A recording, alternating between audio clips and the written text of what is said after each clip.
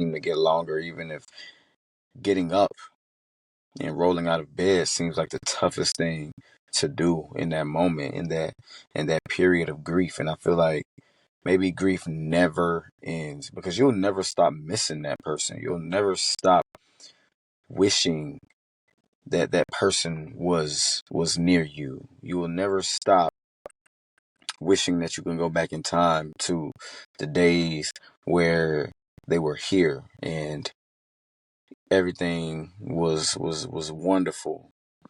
It's like the more time passes, the harder it gets to accept that they not coming back. Like no matter how much time passes, you're not gonna hear their voice. You're not gonna see them. You're not gonna get to hang with them. You're not gonna hear their laugh, etc., etc. And that thought came across my mind today. As a child, I didn't really know about death. You know, as kids, you don't really think about death. I can definitely say for a fact that as a child, you never thought about living and dying. You just thought about, recess and playing games and hanging out with your friends and, just doing your day to day, going to school and whatnot. And the first time I actually lost someone like super close to me was my aunt in 2008. And I was 14. Old enough, but still just a tad bit too young, in my opinion, to really understand death and the effects of it. Like my aunt died in my house. Um, she was she was in hospice care. She had lung cancer and breast cancer, and she had already reached that stage, that point in life where there was nothing else that could be done for her. So she was no longer in the hospital. She was in hospice care, like I said, and she lived with us. Me, my mom, and my grandma, and she wasn't really coherent. She wasn't really speaking. She could see, she could, talk, but it was almost like she was in a coma almost. And I remember the day that she passed. I got up. Me and my cousin was in my room playing playing a basketball game or something, and I got up and I walked in the room where my aunt was, and I just remember my other aunt, uh, who's also passed away now. She looked at me and she said, "Yes, she's gone." And I was sad. I was sad, and it did sting. It did hurt. But like I said, I was just so young that I didn't fully understand. Like she's not coming back. It didn't dawn on me like I just lost someone. And my aunt Pearl was amazing. Um, her energy was crazy. She was giving. She was loving. She was funny. She was the life of the party. When she passed away, a lot of those cookouts and a lot of those get-togethers and stuff, man, they started to dwindle. Um, and that was my mom's best friend. My mom has other siblings, but that was my mom's best friend for sure. But yeah, when she passed away, I was like, you know, I was like, man, wow, I love you, Auntie. I'm gonna miss you. But it's like I said, you don't really, it doesn't really hit you. It doesn't really hit you because you're still a kid. You're still growing. You're still figuring things out. You don't even know yourself. You don't even. Your obligations is to go to school. At a 14-year-old, a freshman in high school. So um, and I did grow up missing her, but you know, and then I had a couple of other relatives pass away after that. Throughout the years. My other aunt, that I just mentioned, that broke the news to me basically about my aunt Pearl dying, my aunt Carolyn. She passed away in 2017, and that was unexpected, and that hurt because I feel like it hurt more because I didn't see it coming. I knew that she had some type of illness that she was dealing with, but I didn't even know that she was going to the hospital to have some type of procedure done. And in it wasn't here in Georgia. It was here in Georgia, but it wasn't in my hometown of Darien. It was in Atlanta, which is about 4 hours away from here. So she had a procedure done, and she didn't make it through that procedure. And I found out by a relative at work. I clocked in, I got the news, and I left work to be with my family and stuff. And yeah, that hurt because it was unexpected. And all I kept thinking about was the fact that she was just here a couple of months prior visiting, and she was going around seeing people, and she was cooking a lot and baking a lot, and she could cook. If you knew my Aunt Carolyn, she could cook, she can bake, she can do anything. If you went to her house, um, it always smelled like food. It always smelled amazing. It always felt heartwarming and welcoming, and it was just like you just had to know her.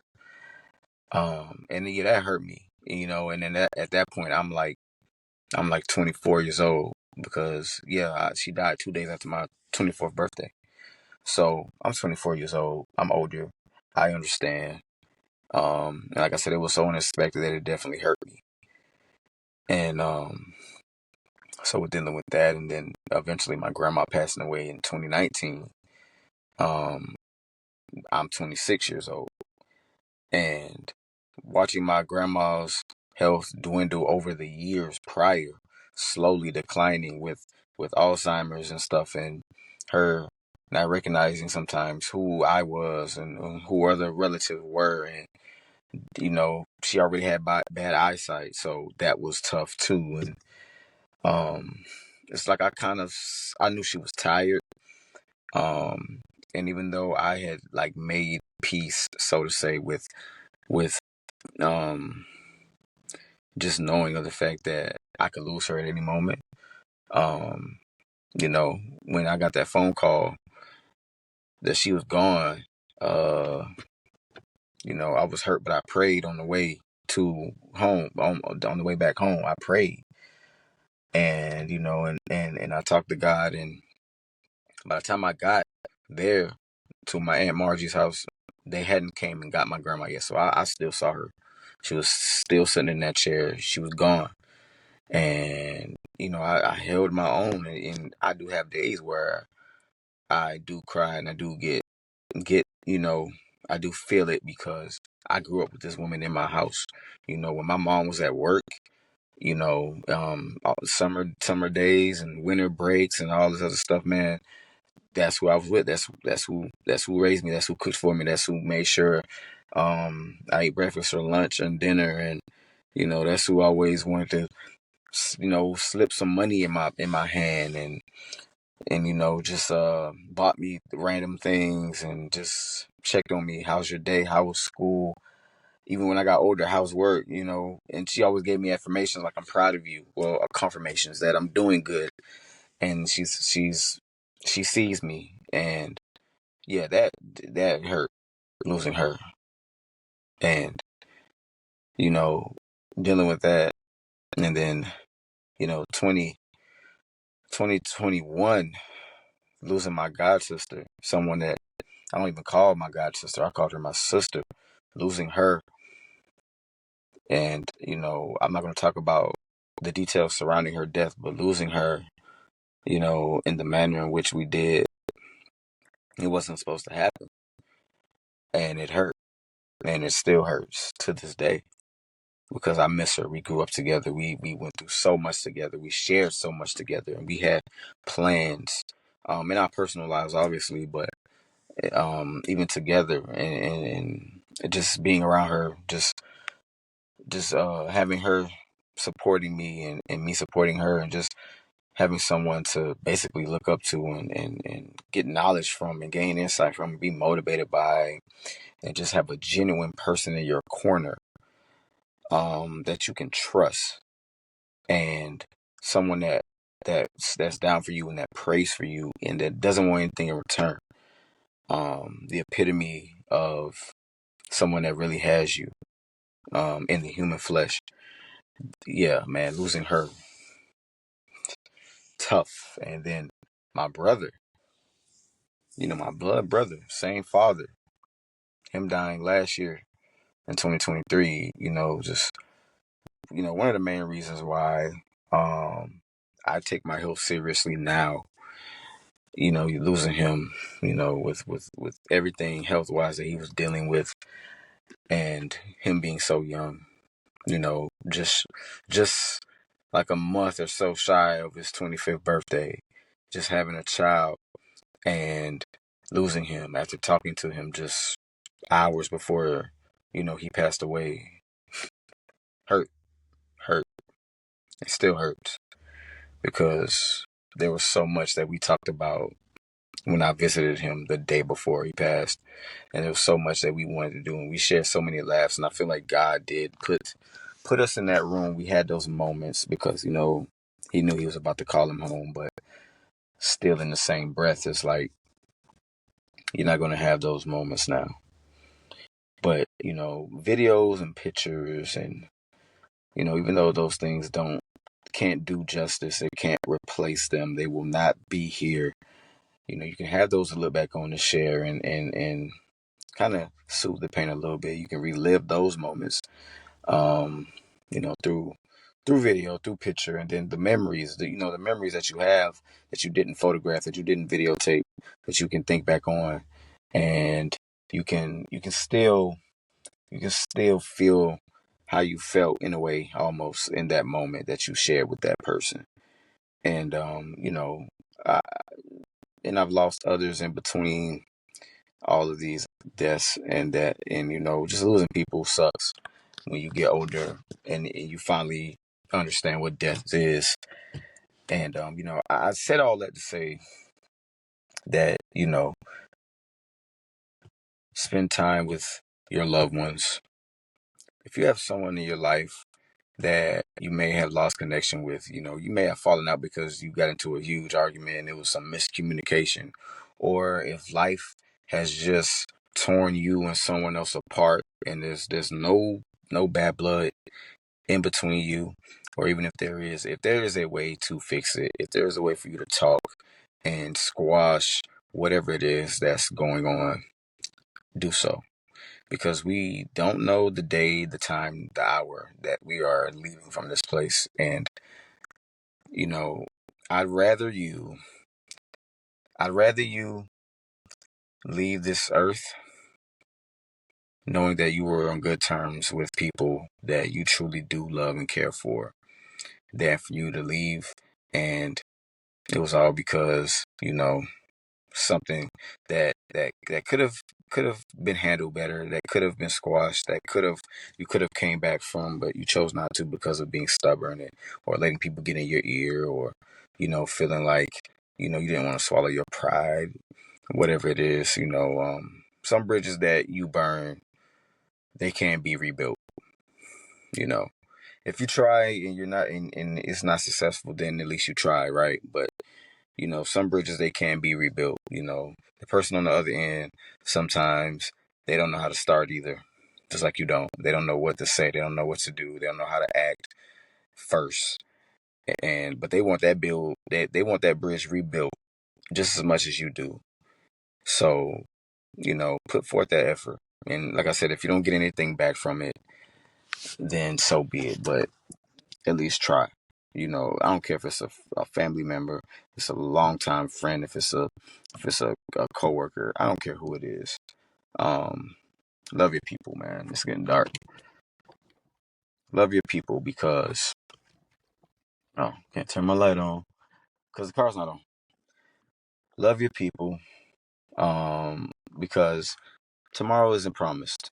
Tomorrow is not promised, and you're gonna wish that. You're gonna wish. There we go.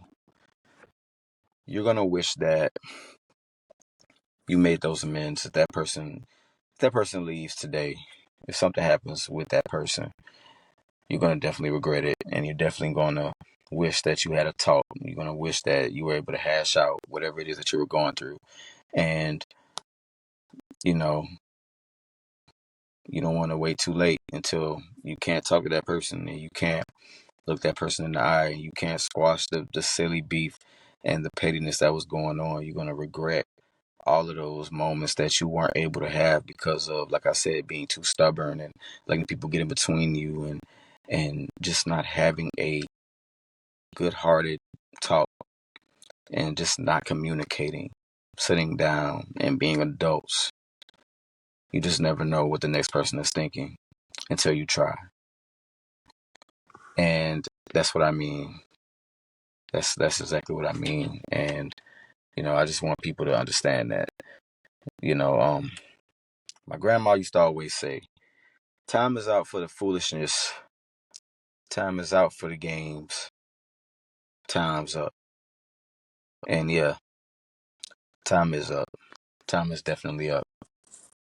So there is somebody out there right now, that's listening to this, and this message has, struck a chord on you. And you got somebody in your life, somebody on your heart, on your mind. It's been on your mind, it's been on your heart, it's been on your spirit. And you just been battling back and forth whether you should try to talk to them and reach out. This is your message. This is your confirmation that you can move forward in trying to rekindle and rebuild that friendship, that relationship, that business partnership, with whoever it is, And maybe you won't be. Maybe the bond may not be as strong as it once was. Maybe not, you know. But don't hang your head on that. You know, just if you can get back on good terms with someone, if you can be cordial with someone, if you can, like I said, make amends with that person. This is your sign. This is your confirmation to just go ahead and do it.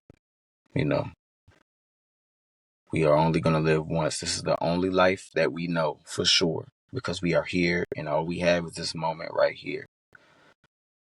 So why not? I don't want to hear, well, they hadn't talked to me. They hadn't done this. They hadn't done that. Well, what have you done? Have you done anything? If not, that was your chance. And like I said, and I said it before, I'll say it again. You never know what may happen. Maybe you'll get something from it. Maybe the bridge will be rebuilt. And maybe it'll take some time. Maybe it won't be. Maybe that person has just moved on and they don't want any connections, anything tied to you. That's fine. That's okay. That gives you clarity.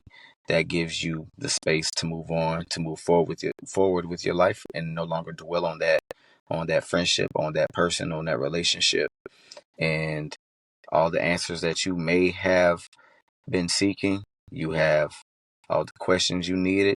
You have answered. So, but if it can be rebuilt, rebuild it. Take your time, move slow, but do it. I love y'all. Peace.